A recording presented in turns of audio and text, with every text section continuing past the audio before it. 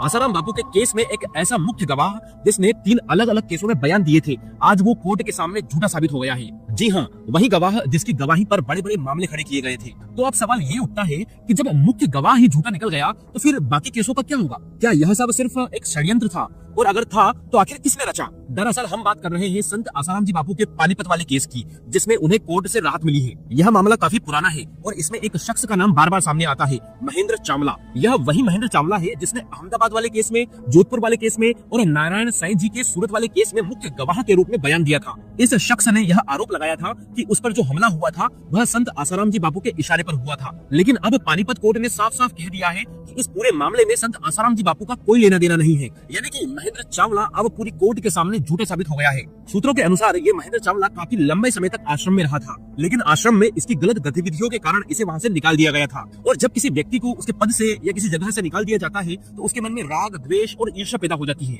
ठीक यही इस शख्स के साथ भी हुआ। आश्रम से निकाले जाने के बाद इसने यह ठान लिया कि किसी भी तरह से बापू जी को फंसाना है। सबसे पहले मैं आपको एक बात बता दूं कि ये शख्स आश्रम में बहुत दिनों तक रहा है और इसकी गलत गतिविधियां होने के कारण आश्रम से इसको निकाला गया। तो निकाले जाने की वजह से इसने राग, द्वेष, ईर्ष्या की वजह से कि बापू जी को किस प्रकार से फंसाया जाए। ये भाई साहब वीडियो में आगे ये भी बता रहे हैं कि ये कितना बड़ा षड्यंत्र था कि इसमें मीडिया को भी खरीद लिया गया था।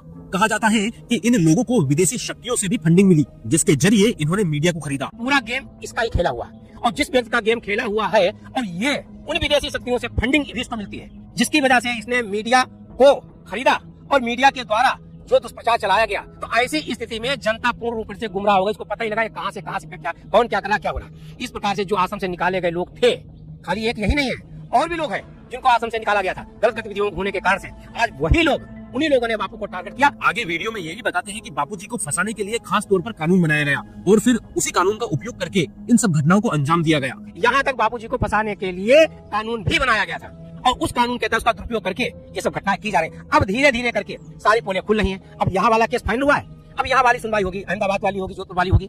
आने वाले समय में बापू यहाँ से भी निर्दोष बरी होकर के हम सब भक्तों के बीच में आएंगे। लेकिन अब बारी है अहमदाबाद केस की, जोधपुर केस की और नारायण साईं जी के सूरत वाले केस की। जब पानीपत वाले केस में मुख्य गवाह ही झूठा साबित हो गया तो फिर ये तय है कि बाकी केसों में भी सच्चाई सामने आएगी, क्योंकि तीनों केसों में यही महेंद्र चावला मुख्य गवाह रहा है। और जब एक जगह उसकी बात झूठी साबित हो गई तो बाकी जगहों पर उसकी साख पर सवाल उठना लाजमी है। दोस्तों, ये मामला सिर्फ किसी केस का नहीं है, यह एक बड़े षड्यंत्र की कहानी है, जहाँ कुछ लोगों ने अपनी निजी दुश्मनी और ईर्ष्या की वजह से एक संत को फंसाने की कोशिश की। मतलब जरा आप सोच कर देखिए कि अगर ये सबूत और गवाह सब कुछ झूठे निकल जाते हैं तो ये कितनी शर्म की बात है हमारे लिए। और अब जब सच सामने आ रहा है तो यह मांग भी उठ रही है कि जिन लोगों ने यह सब षड्यंत्र रचा है उनके खिलाफ भी सख्त कार्रवाई होनी चाहिए, क्योंकि किसी को झूठे मामलों में फंसाना और उसकी जिंदगी बर्बाद कर देना भी एक अपराध है।